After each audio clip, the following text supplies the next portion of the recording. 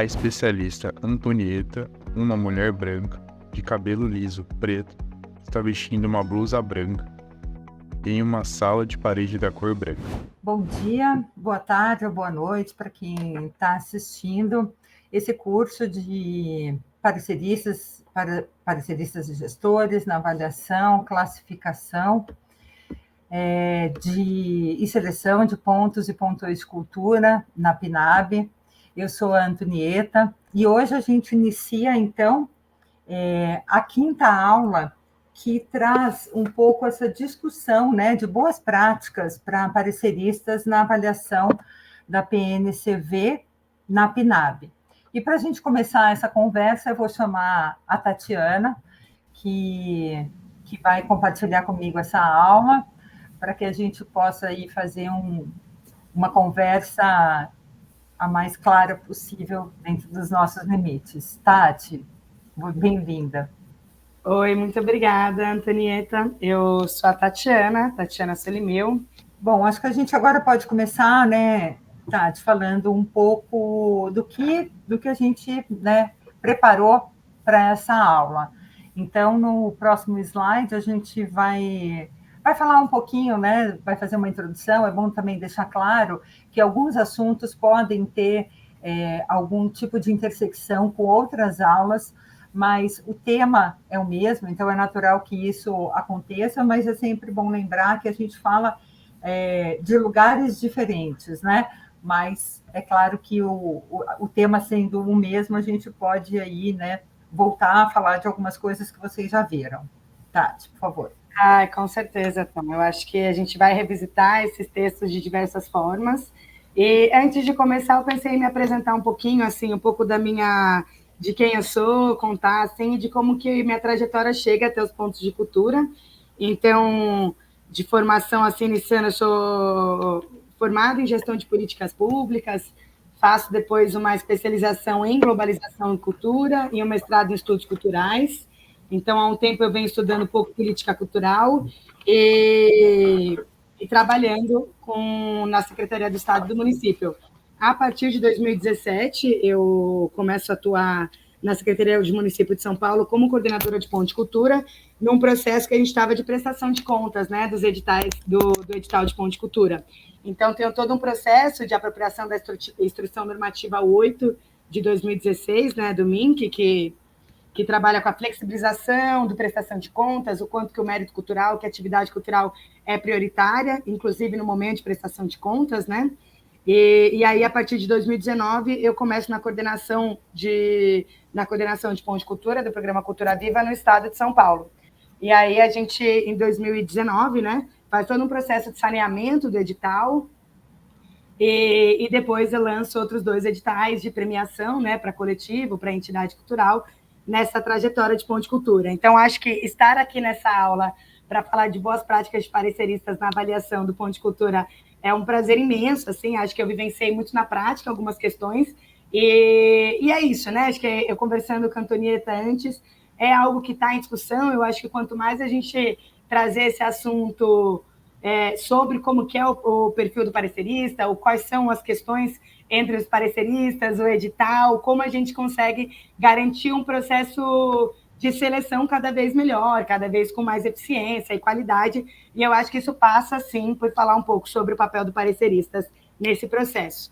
E aí, já começando assim, a introduzir um pouco da aula, para a gente falar um pouco dessas boas práticas, a gente pensou em fazer um funil.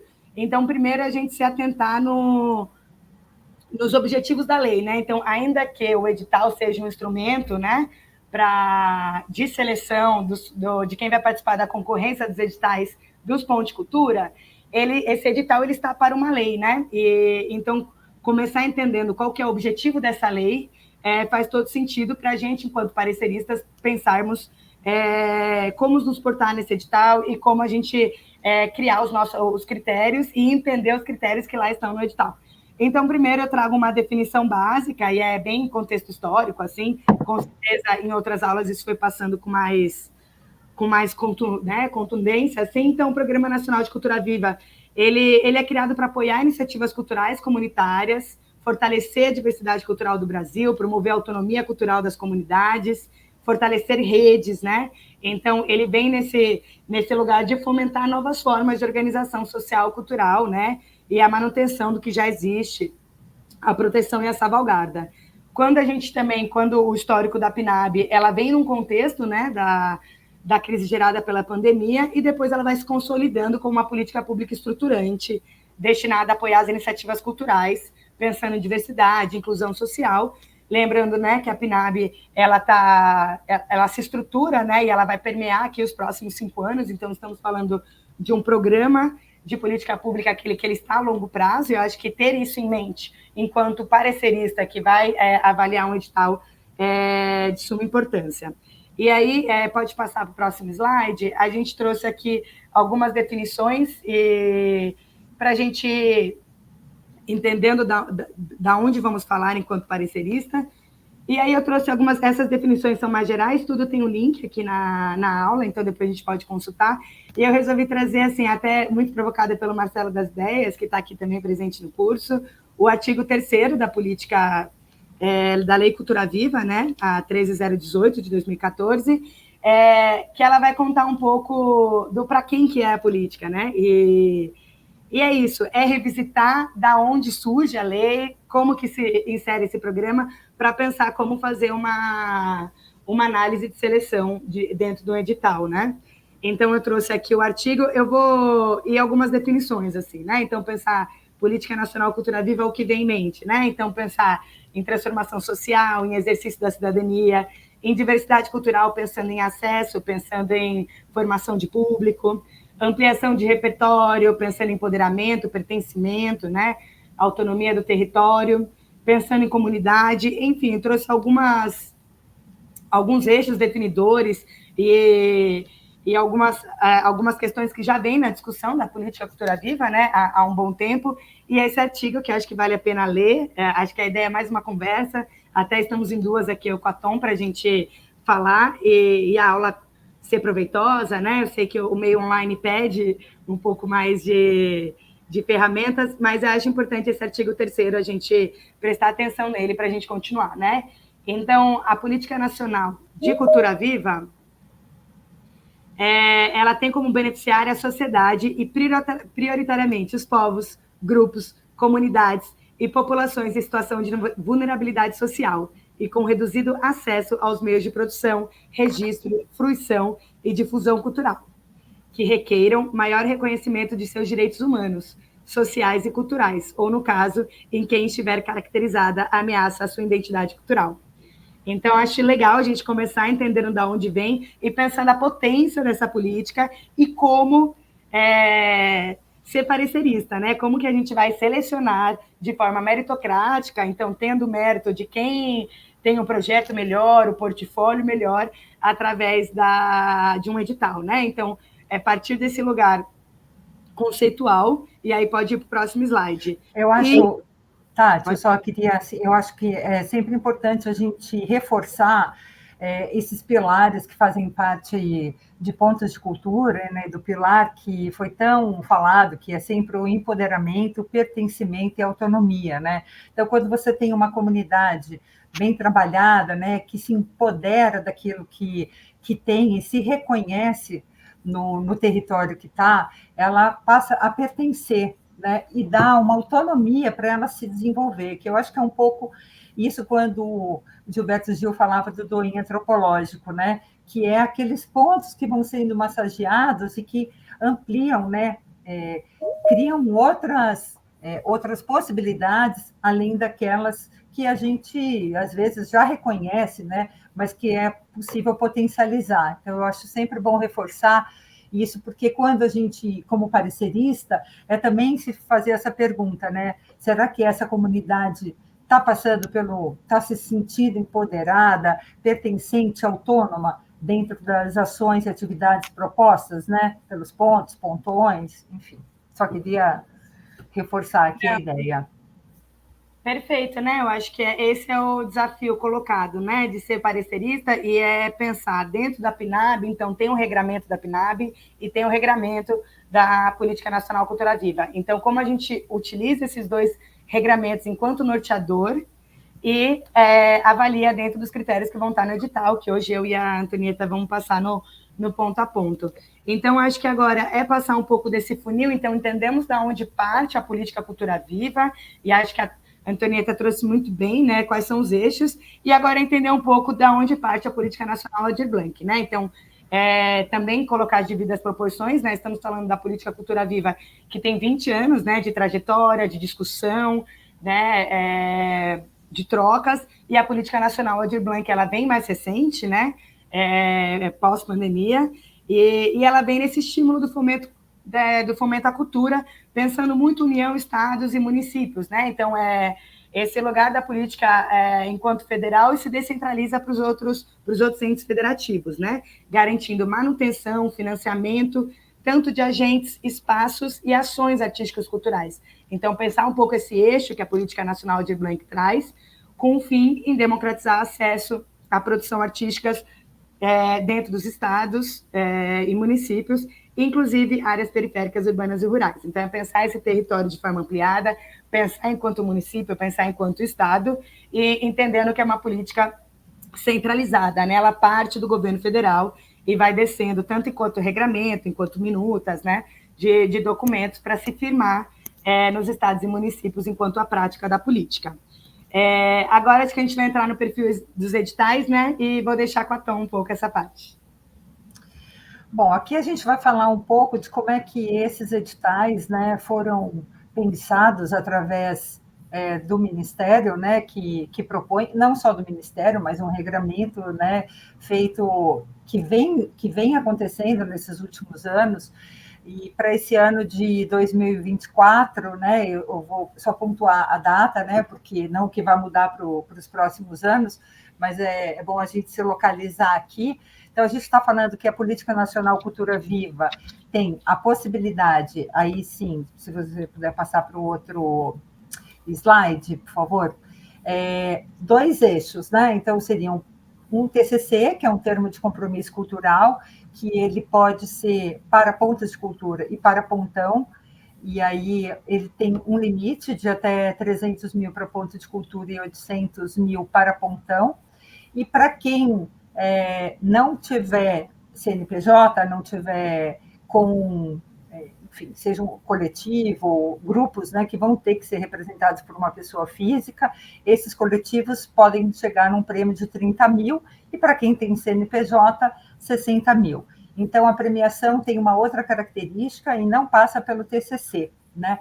Ele é um recurso que não tem também nenhum tipo de imposto de renda, e ele é muito e só praticamente pela trajetória desses grupos, ou para quem tem CNPJ, né, das instituições sem fins lucrativos. Acho que o próximo slide a gente fala um pouco dessas minutas, né, fornecidas, né, pelo federal, que ele se divide, então, com 2 tipos de transferências, né, de recursos. No primeiro bloco, a gente pensa só em prêmios, né, na classificação do primeiro bloco para portfólio, e que garante a certificação, aí a gente está falando do TCC, mas no caso do prêmio, o bloco 1, que leva em consideração só o portfólio, ele é o que vai levar em conta se aquela premiação vai ou não para aquele coletivo ou para alguma entidade. Aí a gente tem mais 2 blocos, né, que é o bloco 2, que aí sim é para quem vai apresentar um plano de trabalho para o TCC, e o bloco 3, que é voltado para bonificação, que aí não é obrigatório dentro dos municípios e estados, mas é recomendado, né? Então, dentro desse bloco 3, só para voltar um pouquinho, né? Esse bloco 3, ele fala um pouco de público, de gratuidade, de perfil, do agente cultural, né? Inclusive, um pouco se é uma pessoa PCD, se é cota, então ele tem aí um perfil um pouco diferente.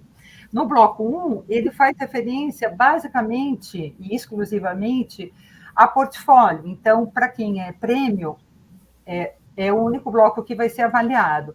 Para quem vai trabalhar com TCC, que aí é uma ação de fomento, E aí você tem os 2 blocos. Mais para frente a gente vai dizer aí como esses blocos se dividem.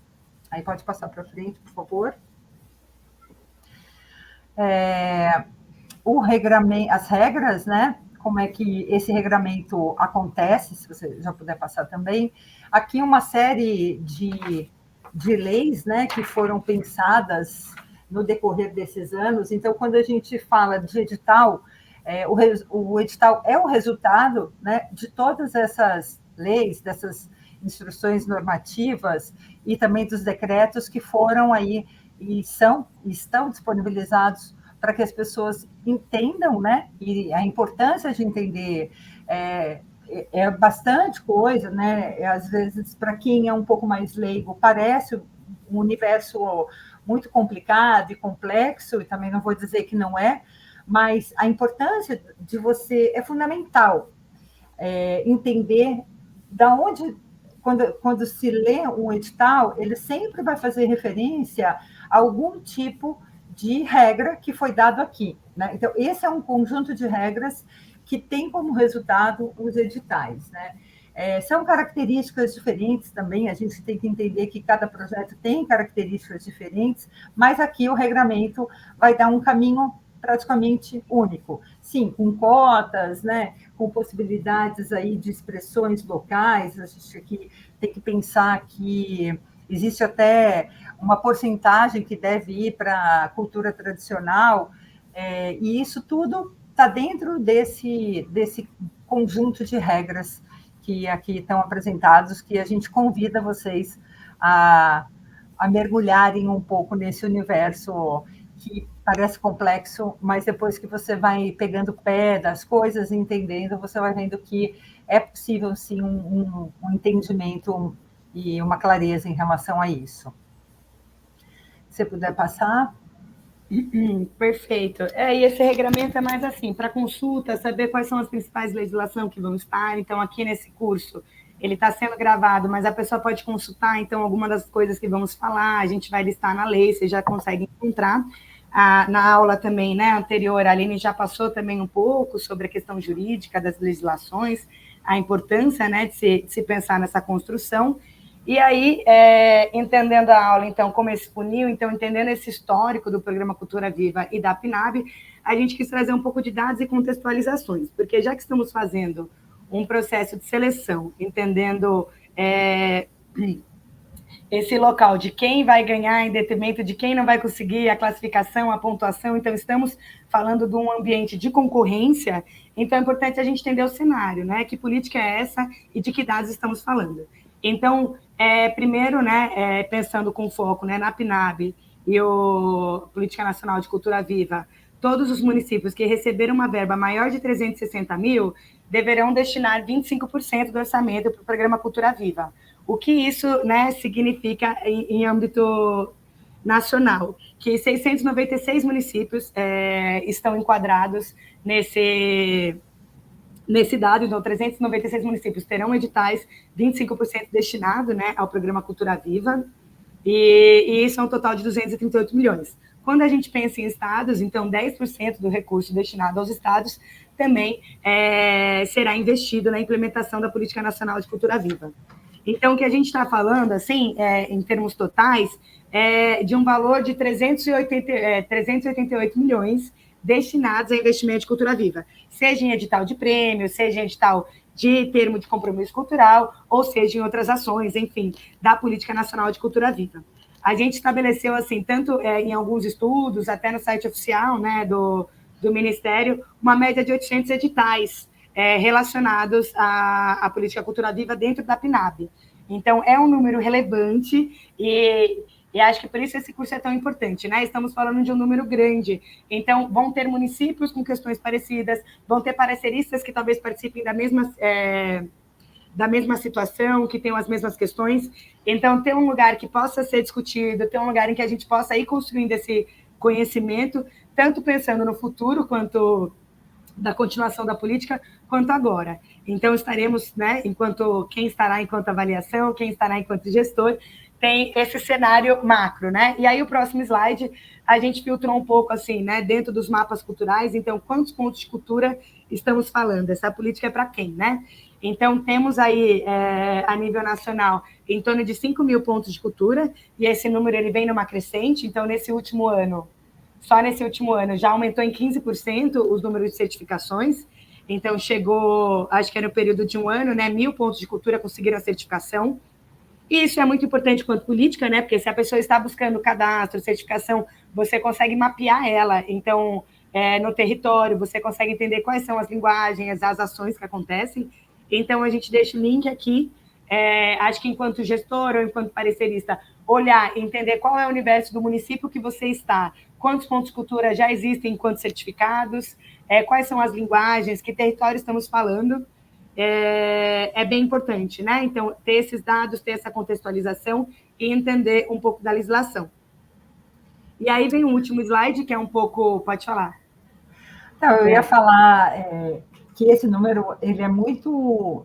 696 municípios, é um número realmente bastante expressivo, e se você for pensar em comissões, a gente está aí falando em pelo menos 500, né, contando alguns municípios que talvez aí não tenham aderido, ou, enfim, tenham qualquer tipo de situação, mas é muita gente participando de uma... que pode, né, ser uma concorrência, e depois a gente vai falar um pouquinho mais, né, o perfil, né, de como se chega a ser parecerista, dessa lei principalmente, mas eu acho que a importância desse curso é exatamente isso, né? É o quanto isso cresceu e o quanto isso vai reforçar essa cadeia produtiva, inclusive para os pareceristas, né? Não, perfeito, né? E aí esse slide aqui, eu acho que é só um resumo do quanto de volume de recursos estamos falando e o prazo, né? Então, se estamos falando em 5 anos, né? Esse ano estamos falando em 388 e 600 comissões. Mas a ideia de programa, né, e de política estruturante, então, de ano após ano, ela vai tomando um corpo dentro desses valores, né? Então, é um investimento histórico, né, na política, sem dúvida nenhuma, e ele não é exclusivo, né? Então, as pessoas ainda desses recursos podem se somar recursos de emenda parlamentar, de lei de incentivo. Então, existem outras possibilidades ainda de fortalecimento dessa política. E aí eu vou para o próximo slide, já fechando um pouco, então tá, né? Vamos pensar eu, enquanto parecerista, enquanto gestor, quais são os desafios que já começam a me aparecer, até para aprofundar os conhecimentos. Então, indo para o próximo slide, a gente trouxe um pouco da diversidade dos pontos de cultura, né? Então, quando estamos pensando em pontos de cultura, quais são as ações, quais são as linguagens, né? Tem muitos editais, acho que com foco em linguagens, então você pensa, sou parecerista de dança, sou parecerista de arte urbana, e aí, como que eu vou ser um parecerista, então, da Política Nacional de Cultura Viva, né? Então, a gente coloca aqui um pouco as ações estruturantes da política. Então, é o artigo 5º, né, da legislação, e aqui tem mais de 16 linguagens, e ela dá a possibilidade de ampliação de outras. Então, é pensar que você vai receber edital, né, inscritos nesses editais, né, de diferentes linguagens. Projetos dentro desses editais, né? Desculpa, gente, aqui fiquei nervosa. Mas é pensar que eles vão estar em diferentes ações estruturantes. Então, a gente está falando de cultura, comunicação e mídia livre, cultura e educação, cultura e saúde, cultura digital. E aqui pode parecer termos teóricos, né? Mas é encontrar projetos que vão mesclar cultura e saúde e como a gente lidar na mesma forma e criar critérios objetivos, né, de análise do edital e dos critérios do edital, para comparar junto com cultura digital, cultura e saúde, cultura circense. Então, é entender que realmente a diversidade vai estar balizando esse processo inteiro e criar critérios, ter clareza e objetividade dentro desse processo, né? Então, aqui era um pouco para mostrar esses 16 itens, eles vão estar disponíveis para vocês olharem, né? Não vou focar aqui em todos. Eu acho que é interessante até, né, Tati, dizer assim que muitas vezes é um reconhecimento, uma valorização e uma preservação de uma identidade que já existe dentro dessas ações estruturantes, né, que já vem acontecendo dentro de uma comunidade, né? Então, é importante a gente ter essa perspectiva até democrática, né? De que é possível, sim, que todas essas linguagens ou essa interculturalidade, né? Como é chamado aqui nesse artigo 5º, como acontece, né? Para a gente também não ficar preso num modelo de projeto ou de linguagem dentro da Política Nacional de Cultura Viva, né? Que é muito ampla.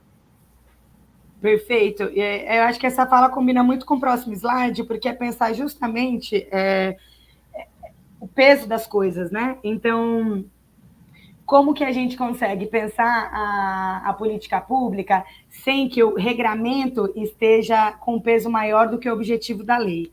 Então, ter essas caixas definidas, porque estamos falando de um processo, né? Então, pensar o que é o processo do edital, né? Poderia ser sorteio, pessoas se inscrevem, a sorte é que decide.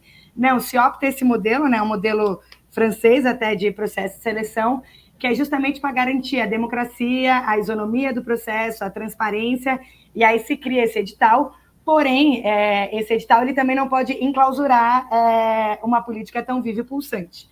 Então, é entender que peso e que medida a gente vai dar, né, nesse processo, e que o regramento ele seja o fio condutor e a garantia de um processo isonômico, legítimo, eficiente, né, e transparente, mas que ele não pese a ponto de você não dar condições de que as ações do território ali pulsantes e contínuas não apareçam, não dê conta, né? Então, não tenho uma documentação ou não tenho condições de explicar exatamente a cultura viva do meu território, porque ela está aqui, ela está pulsante, e a mostra artística eu não chamei de mostra, eu chamei de atividade. Então, é esse olhar que sobretudo, a minha fala tenta demonstrar, né? E esse curso tenta mostrar, né? Como a gente entender melhor essas caixas, dar os pesos certos, entendendo que não é um edital de linguagem, não é um edital que ele tem começo, meio e fim, não é uma política estruturante,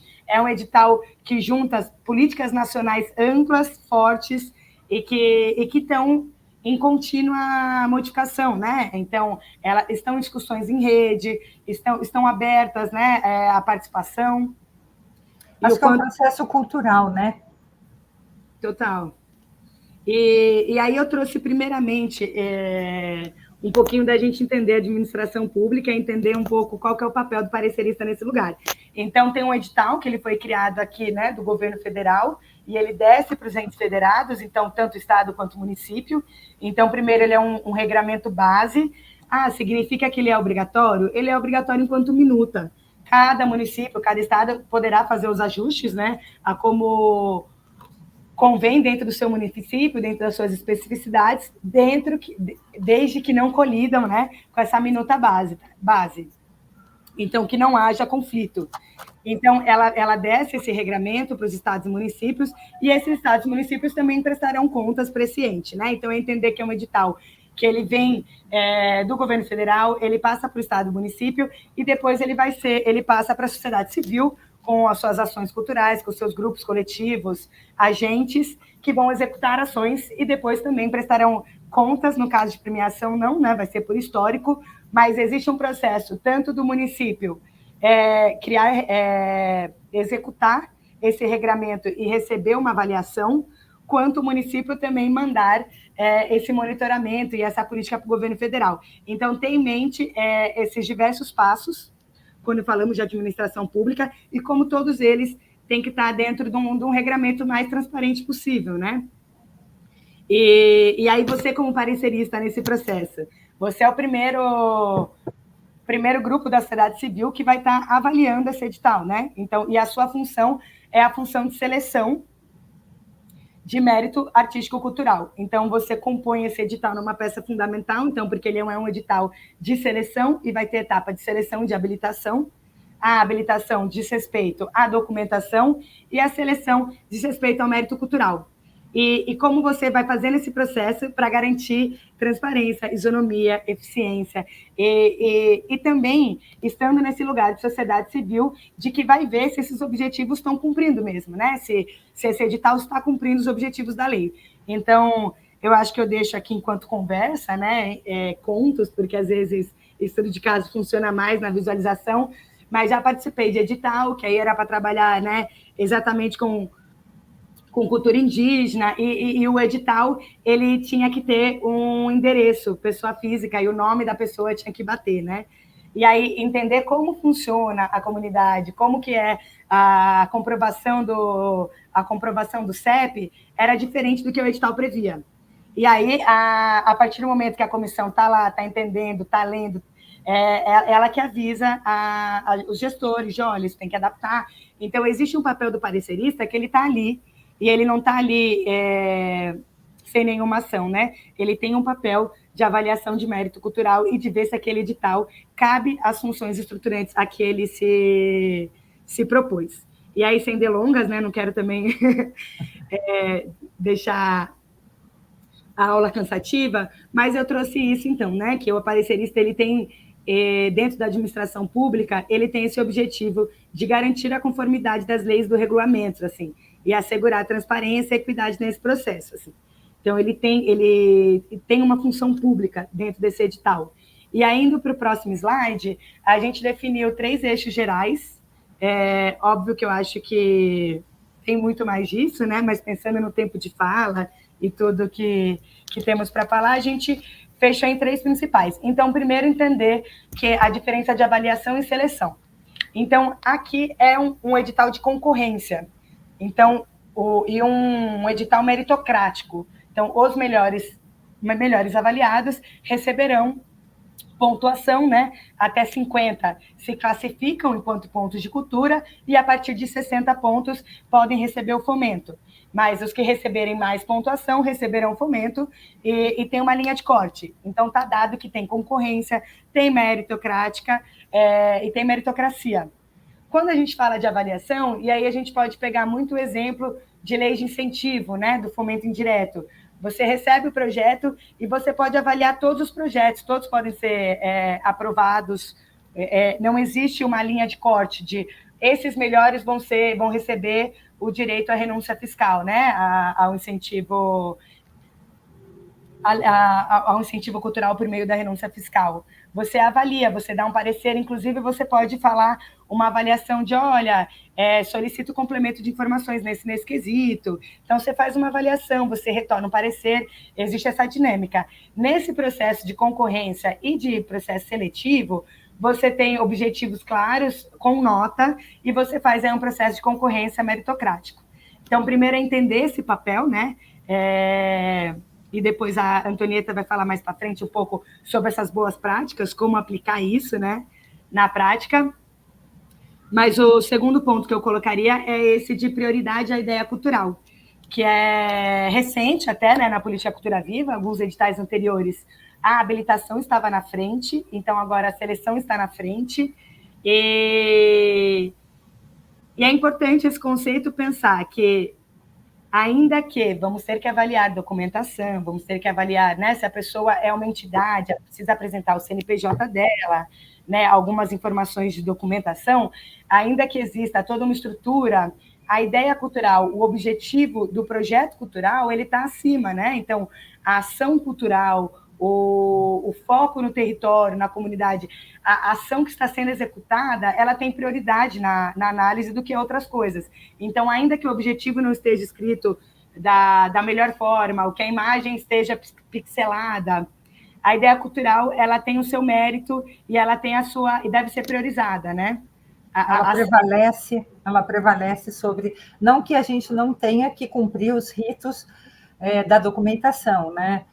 Isso não quer dizer que a falta de documentação garanta que o mérito seja sobreposto à habilitação, né? Mas que existe sim a possibilidade de um recurso para que essa documentação seja revista. Acho que é isso, né?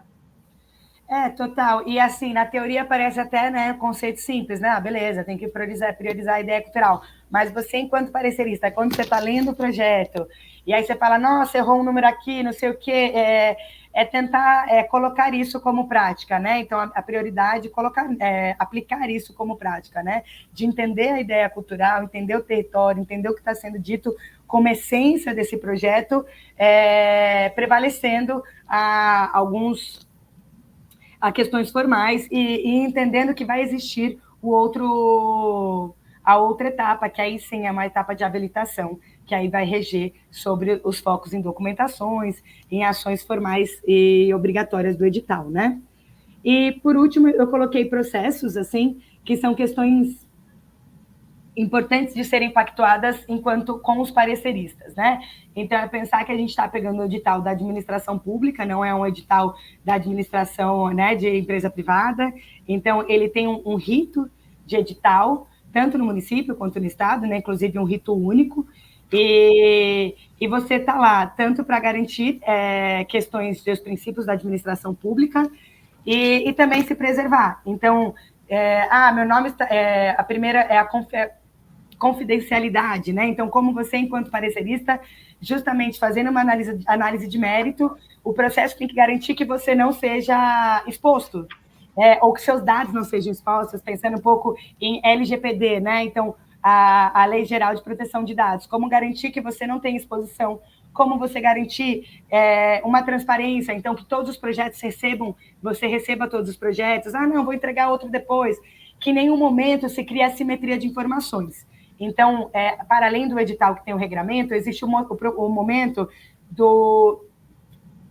Até falar mais devagar, porque aí eu boto uma marcha aqui, que é o princípio das reuniões. Então, como que essas reuniões vão ser feitas? Como que está tendo assimetria de informação com os pareceristas? Quais são as regras? Tudo bem, umas não participam, outras participam. Então, no máximo, garantir que todo o processo de análise ele esteja dentro dos princípios da administração pública. E que vocês aceitem, né, esse processo dentro de um tempo de qualidade, né, e de um tempo igualitário para todos os pareceristas, dentro de um sistema que não deixa informações assimétricas. Então, um projeto eu não consigo abrir, outro eu consigo, que isso não interfira na análise do projeto. Então, era um pouco assim, esses 3 eixos básicos para a gente pensar a administração pública e esse processo de edital, que é o edital da PNAB com o Cultura Viva dentro, né? Então, como a gente entender esses 2 regramentos. E agora a gente vai partir para as boas práticas dos pareceristas, entrando um pouco mais na parte prática, né? De alguns cuidados que a Antonieta vai trazer para a gente. Acho que vale dar uma lida, né, no que se entende como análise de mérito, né? Tá, entende-se análise de mérito cultural, a identificação, tanto individual quanto sobre seu contexto social, de aspectos relevantes dos projetos culturais concorrentes em uma mesma categoria de apoio, realizada por meio da atribuição fundamentada de notas aos critérios descritos. Então, eu acho que quando a gente fala bastante, né, de um termo, é bom que a gente entenda o que esse termo quer dizer. E aí a gente parte, sim, para as boas práticas. Eu acho que é sempre um desafio ser parecerista, né, Tati? Eu acho que a gente que vem trabalhando há algum tempo, né, fazendo pareceres, participando de comissões, a gente vai buscando, né, formas de você trabalhar também de uma forma equilibrada, né? Tanto para os critérios que a gente trabalha, quanto para a divisão de trabalho, né? Às vezes uma sobrecarga, desculpa o barulho, uma sobrecarga de trabalho, enfim. Mas aqui a gente vai falar um pouquinho, por exemplo, de critérios de avaliação e seleção, né? Objetividade e clareza do edital. Quando redige um parecer para projetos culturais, é fundamental ser objetivo e claro para garantir que suas avaliações e recomendações sejam compreendidas e úteis para todos os envolvidos. Aqui a gente fala, sim, de um parecer, não necessariamente dentro do Cultura Viva, a gente vai ter esse momento de avaliação, né? Talvez a gente esteja trabalhando um pouco mais com seleção. Mas o que traz isso, o que traz, na verdade, esse critério, é a clareza com que quem vai fazer parte da comissão, o parecerista, entenda exatamente esses conceitos, né? Então, ler o edital, entender junto com a sua comissão o que cada um vai avaliar dentro daqueles critérios, né? Então, o que é importante observar? Então, a clareza do edital, no sentido de que ele já está escrito e já veio, né, claro, do ente federativo, né, já veio do MINC, mas fazer essa leitura em conjunto para uma compreensão, eu acho que alinha, né, os critérios, né, a forma de pensar. Claro que cada cada comissão é formada por 3, 4, 5 pareceristas, e os pontos de vista vão mudando, obviamente, né, no sentido das suas vivências, do que você entende como uma coisa ou outra.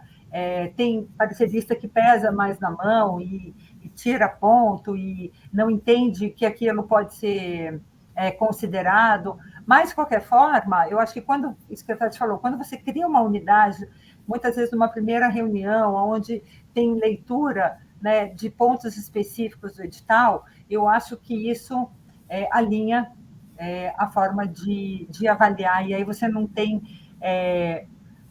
muita discrepância em relação às notas, né? Às vezes, um dando 0 e o outro dando 10, ou 5 e 10, enfim, né? Então, esses critérios de avaliação com objetividade e clareza é tanto para quem vai escrever um parecer, mas é também quando você se junta aí numa comissão. No próximo slide, a gente fala um pouco dessa estrutura organizada, né? Dividir por sessões claras, né? Análise, recomendações e conclusão. Mas o que quer dizer isso, né? Dentro do edital, você tem vários pontos que você tem que observar, né? Você tem um cronograma de até 1 ano, que é o caso do TCC, você tem um valor que é já definido pelo edital. Então, você analisar todos esses pontos, né? Uma equipe formada por quantas pessoas, você tem a participação da comunidade, você tem uma equipe formada também por pessoas que já têm experiência ou são iniciantes, tem jovens participando, enfim, quando a gente pensa na avaliação, é também estruturar um pouco a cabeça, né, no ponto a ponto, né, no que você lê e o que você está avaliando, né? É uma forma de estrutura mental, até. E aproveitando, Tom, acho que é muito isso, né? Quanto mais a gente consegue dar objetividade do edital, né? Então, por isso que é fundamental essa leitura do edital e transformar em tópicos mesmo, né? Assim, óbvio, né? Cada um cria as suas próprias ferramentas mentais de organização, mas é entender que alguns critérios estão ali, né, dentro do objetivo, aí o outro está dentro do plano de trabalho, e aí depois tem os critérios de seleção, e se você não anotou, não organizou eles, talvez você não, para alguns você não tenha essa dimensão de tudo, né? Então, ler o edital e sistematizar essas informações facilita a hora no momento da gente avaliar. Exatamente. O outro ponto, né, eu acho que pode passar mais 2 slides, por favor, que é o terceiro, né? A gente fala da confidencialidade, né? É tão importante, e eu acho que esse curso veio dar um pouco de luz, né, a esse trabalho do parecerista, que fica muito discreto, né? E é necessário até que haja essa descrição, né? No sentido de que você não publica enquanto você está fazendo parte de alguma comissão, né? Essa confidencialidade, às vezes você até assina termos, né? Às vezes, dependendo para quem você está fazendo os pareceres ou sendo parecerista. Então, é uma forma de proteger os dados sensíveis, inclusive do próprio proponente, né, que apresenta, são informações privadas, você ter a segurança de que aquelas informações não vão vazar, de que você não vai ter também o seu nome exposto e nem vai expor o nome de ninguém dentro desse processo todo, né? Que é um processo delicado, a gente representa muitas vezes, né, escolhido através ou de concursos, né, dentro de possibilidades de concorrência para ser parecerista, pode ser banco de dados, mas é importante que a gente se preserve e preserve também todo aquele material que a gente tem acesso, né? De alguma forma, os municípios e estados confiam, né, nesses pareceristas, e isso necessita e é fundamental que haja ética, principalmente. É perfeito esse ponto, né? Porque ele é fundamental, inclusive, para a garantia do processo inteiro, né? Também já participei de editais que é isso, né? Por um vazamento de informação, seja foto, de longe, você separa todo o processo e você inicia de novo, né? Então, você não continua, né? Se se alguém sabe quem são os pareceristas da comissão, você já perde a isonomia do processo, né? Que alguém tem informações privilegiadas ou tem acesso a essas pessoas, você cria, você compromete um processo, né? Acho que isso é exatamente. E aí, para um outro ponto, né, que é a imparcialidade e a transparência, né, evitar conflitos. Obviamente, se você está, por exemplo, fazendo parte de uma ficha técnica, né, você não pode avaliar um projeto, nem, eu acho que a Aline já falou um pouco disso, né, se você faz parte do grupo que escreve o edital, você também não pode concorrer a esse edital. Existe aí várias boas práticas que tem que ser levado em consideração, que são fundamentais para isso que a Tati falou, para que o processo realmente seja feito de uma forma consciente, didática e também transparente, né? Para que a gente não corra risco de que um processo já no final aconteça de ter aí qualquer tipo de imparcialidade ou algum conflito de interesse, até mesmo entre a comissão, né? Então, é importante ter esse cuidado. Aliás, é fundamental. Vamos passar para o outro slide, por favor. A formalidade e o profissionalismo, né? Então, em várias reuniões que eu já presenciei, é importante que você mantenha, né, um tom formal e profissional, né? Claro que você pode ter aí, cada um tem realmente o seu jeito, né? E a gente não está falando de jeito, a gente está falando de uma forma de conduta que traga uma discussão saudável, madura, para dentro de uma comissão, né? Então, reveja o teu parecer, muitas vezes você discute ponto a ponto com teus parceiros, né? Então, eu acho que manter esse respeito, manter... acho que essa dignidade, assim, sabe? De que você pode defender alguns projetos, mas que você tenha que ter uma forma, né, profissional de fazer isso. E, obviamente, as notas, né, trazem aí um resultado que não é um favoritismo, né? Não sou eu que quero aquele projeto, assim, mas é o final, né? O que foi dado como final daquela avaliação dentro de um grupo, né? Porque a gente não faz uma avaliação individual, a gente, no caso aqui do Cultura Viva, a gente sempre vai fazer em dupla. Eu falo, a gente vai fazer, né? Como se eu tivesse alguma comissão, mas não é isso, né? Eu falo como parecerista, né? Como as regras aí do edital. Então, é um pouco isso, né? Acho que manter a formalidade e o profissionalismo é sempre bem-vindo. E aí, a gente passa para avaliação, né? Como que vai se dar essa avaliação desses projetos dentro da PNAB, dentro do Cultura Viva. Então... E os desafios, né? Porque acho que a gente já foi passando por alguns lugares, né? Então, como a gente ter objetivos claros, concisos, dentro de uma política vibrante e diversa e plural. Então, como garantir essas questões e, ao mesmo tempo, tudo que um edital precisa, né? Então, agora a gente listou, né? Eu e a Tom, são mais ou menos, eu e a Antonieta, uns 8 critérios, desafios para a gente pensar enquanto fala de política nacional cultura viva dentro do PNAB, né? E aí o primeiro critério que a gente coloca, pode passar o slide, é a diversidade e variedade dos projetos. Então, isso é um desafio. Então, são coletivos culturais extremamente diversos, são projetos que divergem amplamente, tanto com questão de escopo, objetivo, território, expressão cultural, tempo, o que torna uma avaliação complexa. Então, a gente sabe que isso vai estar, mas já sabendo disso, enquanto parecerista, a importância de se ter objetividade nessa análise, né? Então, adaptar a nossos critérios de avaliação, entender a variedade das práticas culturais, respeitar a originalidade, contexto, e muito disso, né? Saber quem é o universo dos pontos de cultura da região que você está analisando, né? Então, eu já passo aí para o segundo slide. Acho que vale até a gente dizer que essa diversidade ela deve acontecer não só dentro dos projetos, para que os pareceristas tenham esse olhar, né, mais amplo e e generoso no sentido de olhar para as diferentes manifestações, mas também que as comissões sejam formadas por uma diversidade, né? A gente vai falar, acho que um pouquinho mais para frente sobre isso, mas a importância de você ter uma composição de uma comissão que também seja diversa, né? Porque os olhares, né, a diversidade realmente ela só é positiva, né? Então, também dentro da comissão, ter essa diversidade é fundamental, não só dentro dos projetos, né? Eu acho que tudo anda um pouco no paralelo, né?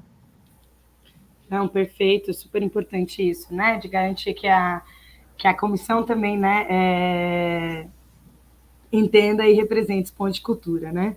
E aí o segundo ponto que a gente traz é um pouco da participação comunitária, a autonomia, né?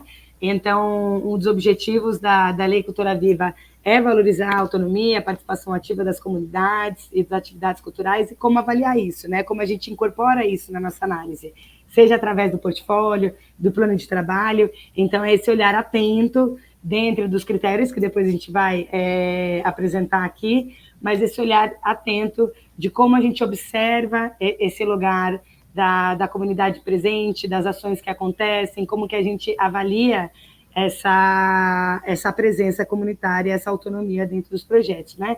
Então, de entender que o projeto ele está no território, para o território, né?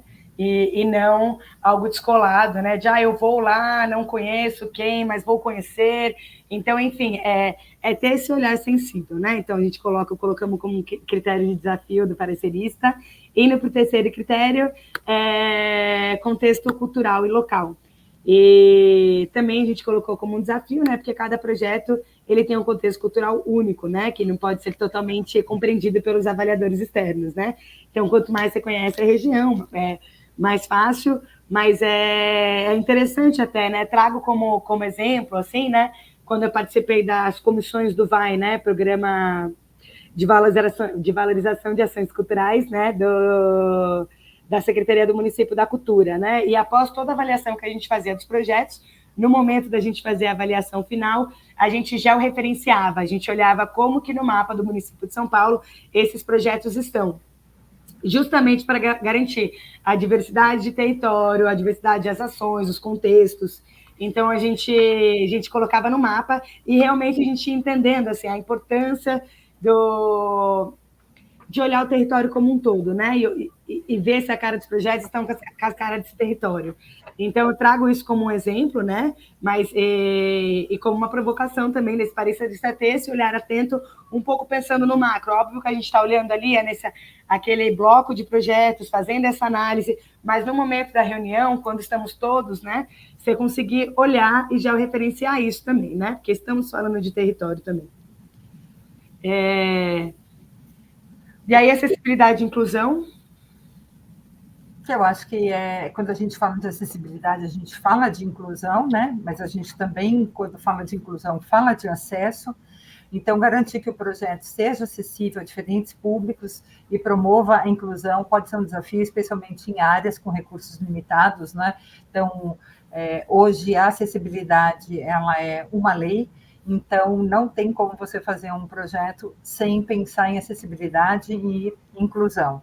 Né, os avaliadores devem verificar como o projeto aborda acessibilidade, incluindo questões de localização, disponibilidade de recursos para diferentes públicos e estratégias para garantir a participação de grupos marginalizados ou menos representados. Né?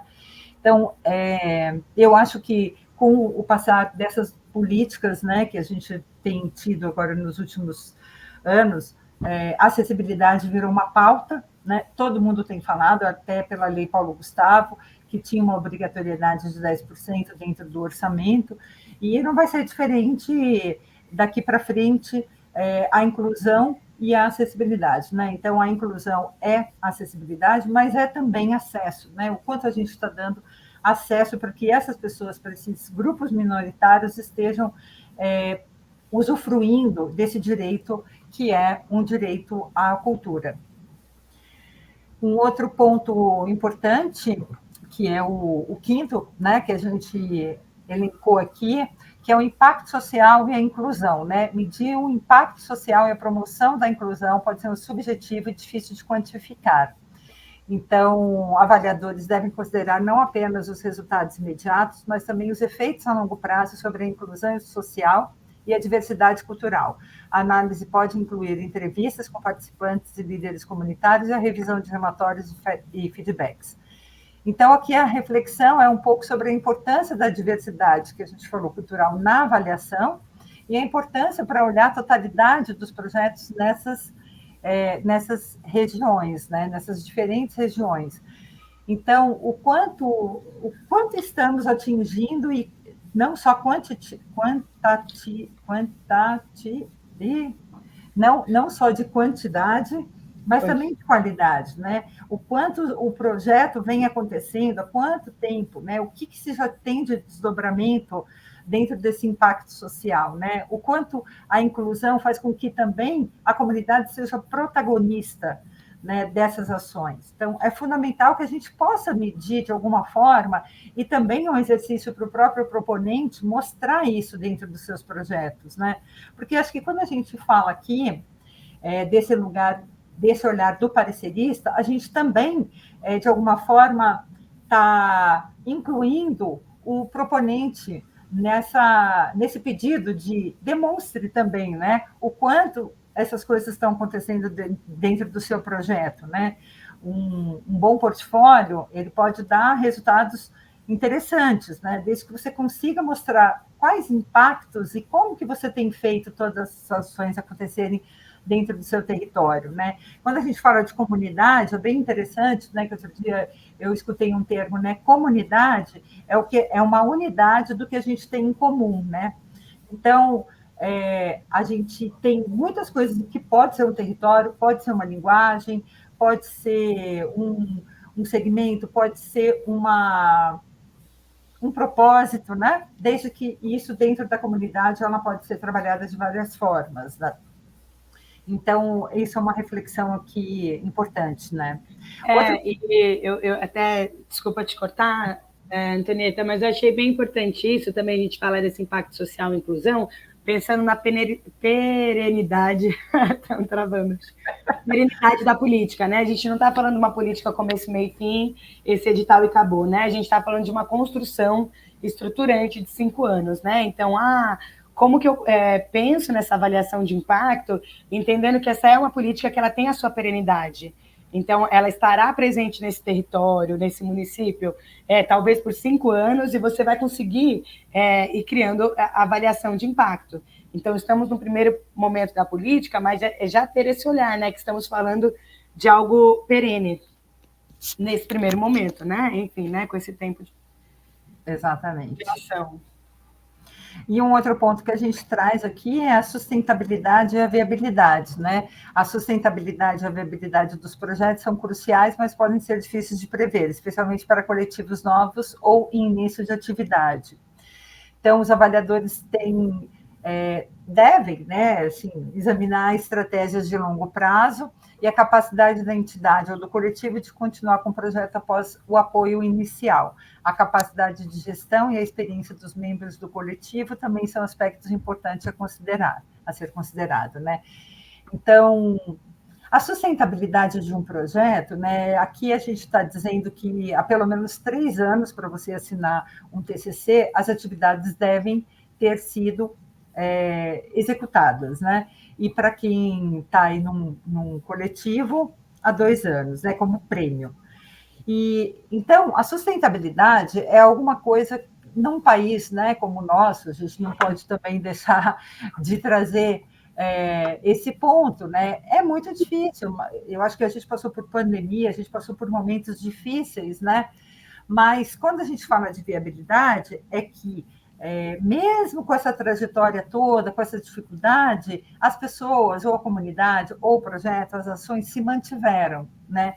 Então, é importante demonstrar, e a gente também tentar ter um olhar para que a gente entenda se essas atividades, isso já vem tendo resultados, né? Já tem uma sustentabilidade, uma participação dentro dessas comunidades, né? Quando a gente fala comunidade, a gente não precisa só falar da comunidade da periferia, mas a gente fala de uma comunidade de uma maneira geral.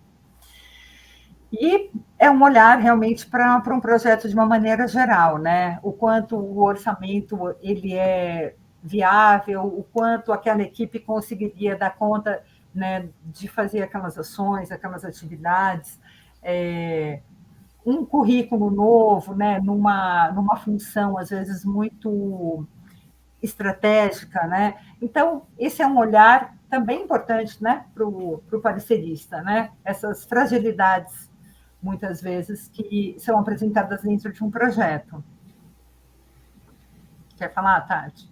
Não, perfeito, né? Que eu fiquei pensando assim, tem os critérios específicos do edital, né? Mas a gente colocou esses 6 como desafios, enquanto parecerista, pensar na política nacional Cultura Viva aplicada dentro dos critérios, né? E eu acho que eu estou contemplada, assim, acho que essa é a dificuldade, mas sabendo disso, você já ter em mente essas avaliações e usar esses critérios para conseguir definir no momento de leitura dos editais, né, que estão aí para chegar. Mas podemos seguir, né? Acho que vai a composição da comissão. Bom, aqui a gente vai falar um pouco, né, de uma estrutura, né, de como é que se dá essas comissões, né, elas existem de diversas formas, elas podem ser compostas por convites com notório saber, elas podem ser compostas por bancos de pareceristas que já foram formados anteriormente, chamamentos públicos, né? Então, o parecerista também entra numa concorrência junto com outros pareceristas, com critérios, com o edital, né? Alguns, o parecerista ou a comissão, ela está dentro do 5% da administração, que é possível dentro da PNAB. Então, são estruturas bem diversas e estruturas diversas, inclusive, na hora do parecer, né? Na hora da seleção. Então, você tem alguns municípios e estados que já têm plataformas próprias, onde você já faz a sua avaliação dentro dessas plataformas, ou próprias, ou até ainda alocadas, né? Você tem ainda um Google Forms que pode te dar um Excel, né, como forma de avaliação, onde você vai abrindo cada arquivo. Você tem, enfim, os formatos são vários, né? A remuneração, eu falei um pouco da remuneração em outro momento, né? Então, muitas vezes você tem um valor fechado para um número X de projetos que você nem sabe muitas vezes qual é. Às vezes você recebe por parecer, então você consegue saber qual é o número, qual é o valor final, né, que você vai receber dependendo do que você vai avaliar, né, de quantos projetos. O tempo é uma outra variante, muito... Tem edital que... A gente viu isso um pouco na Lei Paulo Gustavo, né? Não, você tem uma semana, porque... Né, enfim, estava todo mundo num processo intenso, né, para finalizar. E é isso, né? Eu acho que a gente, como pareceristas, tem muitos desafios. Eu não falo em nome de todos os pareceristas, obviamente, porque as experiências são diversas. Acho que tem muita gente para contribuir, mas eu falo um pouco da nossa experiência aqui, né? Do que a gente foi trocando, do que eu sou parecerista, já tenho mais de 10 anos, e o que eu vejo é um pouco isso de estrutura. Dentro do Cultura Viva, né, a gente tem a comissão paritária, né? Então, todo o edital, ele precisa ser, todo projeto precisa ser lido por pelo menos 2 pessoas, né, que vão compor a comissão. Então, ela é paritária e deve ser direcionado um convite para alguém da gestão pública participar também dessas avaliações. Eu acredito, né, quando eu falei dessa estrutura, eu realmente acho que essa diversidade para a formação de comissão é fundamental. Você ter PCD, você ter pessoas pretas, você ter indígenas compondo essas comissões, são super importantes. O presidente da comissão tem aí uns critérios, sim, de avaliação, né, se empatar, o critério número 1, número 2 é que vai valer, mas o presidente da comissão acaba, sim, né, sendo a pessoa que define algumas coisas, né, dentro desse colegiado. Acho que dentro desse critério também existe 30% dos editais que precisam ser voltados para cultura tradicional, né? Então, é importante também que se tenha alguém desse segmento dentro das comissões, já que existe uma obrigatoriedade, né, dessa seleção de projetos. E não sei se eu esqueci alguma coisa. Não, e pessoas do território ali, né, do município, né, você pegar um edital e sejam pessoas que não conheçam a realidade local, acho que isso interfere muito, né, mas acho que o mais plural possível para garantir aí que a diversidade esteja contemplada e que as diferentes ângulos, né, da análise dos projetos apareçam, né. Então, quando a gente fala de território, né, é importante que essa comissão ela seja de pessoas de fora do município, também em outro momento eu falei isso, porque quando você conhece, né, quem está apresentando aquele projeto, é muito difícil você ter essa isonomia de não se deixar levar por um lado, não sei nem se eu vou chamar emocional, né? Mas desse conhecimento, né? Eu conheço, né? Eles fazem um bom trabalho, ou não, eles não fazem um bom trabalho, né? Então, acho que quando a pessoa é de fora daquele território, ela ela é muito mais desprendida, né? Desses pontos que podem, sim, prevalecer na hora da comissão. Não digo que é todo mundo, não digo que... Até porque uma pessoa, às vezes, desse território, desse município, não é quem vai dar o resultado final, né? Porque é um colegiado, é um grupo de pessoas que estão ali avaliando, né? Não é um trabalho individual, mas, de qualquer forma, né? Acho que quanto mais plural, melhor, né? Para todo mundo. E aí, acho que agora a gente parte para os critérios de seleção da PNAB, né, que em cima já desses modelos, né, já pré-estabelecidos. Então, se você puder passar para o outro slide, a gente vai falar um pouco dos termos de compromisso cultural, que obrigatoriamente precisam conter 3 metas dentro, né, dos projetos, que é formação e educação cultural, mostra artística e cultural e registro de divulgação. Então, é importante ter esse olhar na hora da avaliação. E 3 anos de atividade cultural. O prêmio ele é avaliado pelo histórico e trajetória nos últimos 2 anos, e o pontão segue normativa do TCC, né, que é essa dessas 3 metas, com fortalecimento das redes. A certificação, a Tati falou um pouquinho, né, mas é importante lembrar que a comissão, sim, ela vai fazer uma pré-certificação, desde que dentro do histórico, né, dentro do bloco 1, você tem assim uma média de no mínimo 50 pontos, e aí esse projeto já passa a ser certificado, e para o acesso ao recurso a partir de 60 pontos. Então, a partir de 60 pontos, ele pode entrar, por exemplo, numa suplência, né? É bem importante esse ponto, né, Antonieta? Porque aí a gente não está só fazendo uma análise de seleção e mérito dos melhores projetos que irão. A gente também tem a responsabilidade, também estou falando a gente, né? De entender que todos no primeiro bloco, que a gente colocar 50 pontos de classificação, estarão classificados para serem certificados como ponto de cultura. Então, existem 2 movimentos que o parecerista estará fazendo ali, tanto o de seleção e meritocrática, quanto de classificação. Então, tem coletivos que vão estar, ou entidades culturais que vão estar se inscrevendo pela primeira vez, não são pontos de cultura, querem ser pontos de cultura, e eles vão estar aí concorrendo também por essa classificação. Então, entender que são 2 momentos que você, enquanto parecerista, estará ali, né? Tanto analisando mérito, quanto analisando classificação de certificado de ponto de cultura, né? Ótimo, Tati, isso mesmo. É bom reforçar, né? Porque eu acho que ele fica um pouco como são pontos diferentes, né? Então, 50 é para uma certificação e 60 para a partir daí você acessar o recurso, né? É importante a gente aqui sempre reforçar as ideias, né? Bom, um outro ponto que a gente queria trazer, né, é um pouco, se você puder passar o slide, dessa divisão de blocos, né, que existe dentro dessa ficha de avaliação. Então, o primeiro bloco, ele fala de portfólio e fala principalmente de comunidade, participação, economia criativa, iniciativas artísticas, regularidade e ações continuadas.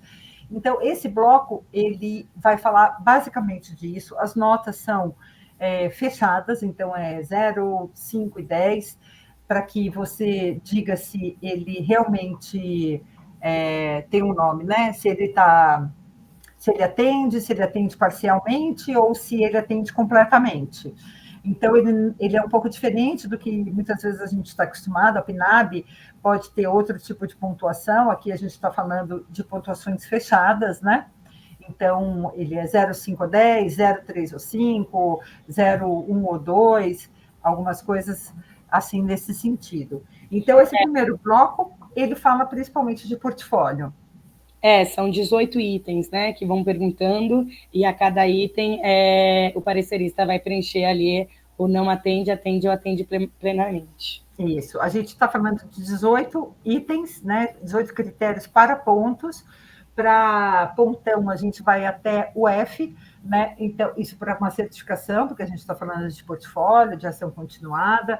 Então, o pontão ele é um pouco diferente, né? Porque ele já precisa estar trabalhando em rede há algum tempo, né? Então, os critérios aí são um pouco diferentes de ponto de cultura, e os de prêmio também são diferentes do portfólio. Aí, no segundo bloco, se você puder passar, a gente está falando aí de efeitos artísticos, culturais, social e econômico. Então, a gente aqui fala sobre cidadania cultural, acesso, acessibilidade, protagonismo, renda e atuação em rede. Ele vai até 50 pontos. O primeiro bloco de portfólio vai até 100 pontos, esse vai até 50 pontos, né? Então, ele tem um perfil um pouco diferente. A gente colocou o link aqui, vocês podem acompanhar e dar uma olhada depois, né? A gente só fez um print inicial só para vocês poderem enxergar como é que funciona, né? Mas depois tem como acessar isso pelo GovBR. E aí, no próximo, né, mesmo no bloco 2, ainda continuando com os efeitos artísticos culturais, você ainda tem 2 itens que, no item 2, fala da execução e detalhamento do plano de trabalho, com capacidade, estratégias, metas, clareza e razoabilidade, e aí esse item vai até 35 pontos, e no item 3, do bloco 2, de respeito ao público. E ali você vai até, acho que 15 pontos, né? Então, aí você soma os 100 pontos total. Eu acho que a gente quis aqui dar um panorama geral, né, sobre o que a gente considera importante. A gente está no fim já da nossa aula. E lembrando que, tem esses 2 blocos, né? E ainda tem um terceiro bloco que pode ou não ser usado a depender do critério do município, que é o bloco de bonificações. De bonificação, isso mesmo.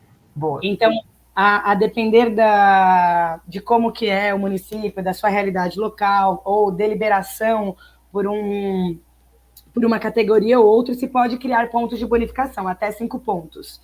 Então, você pode criar desde uma pontuação para quem questão de acessibilidade, você pode criar pontos extras, ou você pode, se a pessoa já é certificada pelo governo federal, tem tanto. Então, você consegue alguns critérios o próprio município criar e incluir nesse edital, né? No máximo 5 pontos. E lembrando que muitos dessas perguntas são respondidas pelo próprio formulário, né? Tem formulário 1, tem plano de trabalho, tem portfólio.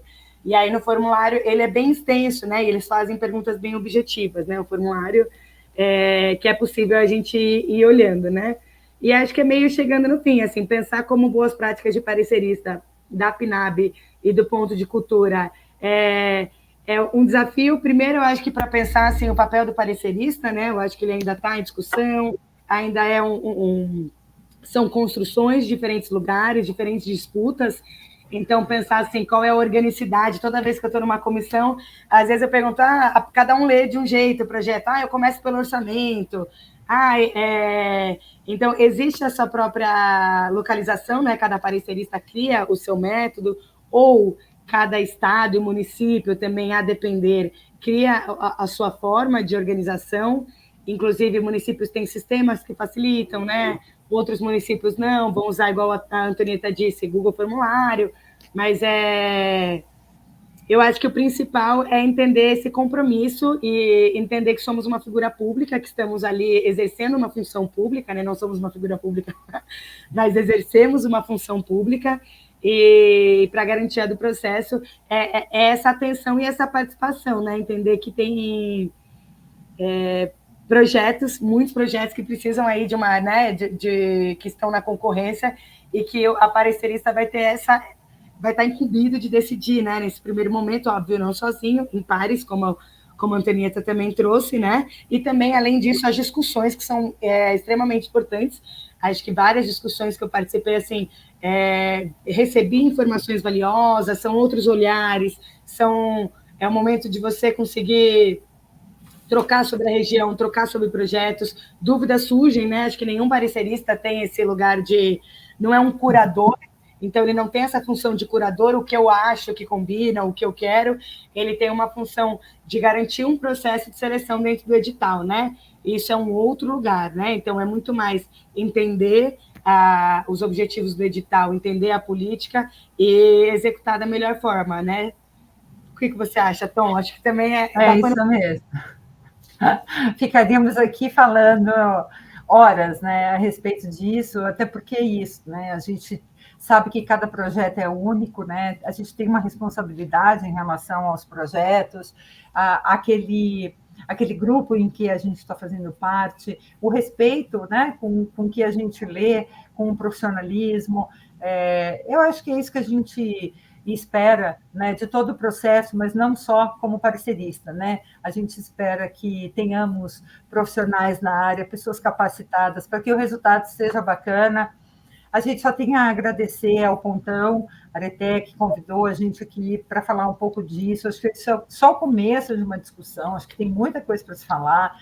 Que bom que essas políticas foram retomadas, e que bom que é o começo disso tudo, porque a gente pode também se debruçar um pouco mais sobre isso. Nada é estático, né? Cultura viva, já diz, é uma cultura viva, né? Então é importante que a gente traga essas reflexões, sim. E a gente deseja, claro, que vocês tenham ótimos estudos. A gente vai ter possivelmente um outro momento ao vivo para trocar um pouco mais. E é isso. Bons estudos, boa sorte e até breve. Até breve, pessoal. Bons estudos. Ansiosa para esse encontro aí online, com perguntas, com trocas. E vamos construindo. Obrigada. Até mais, pessoal. Tchau, tchau.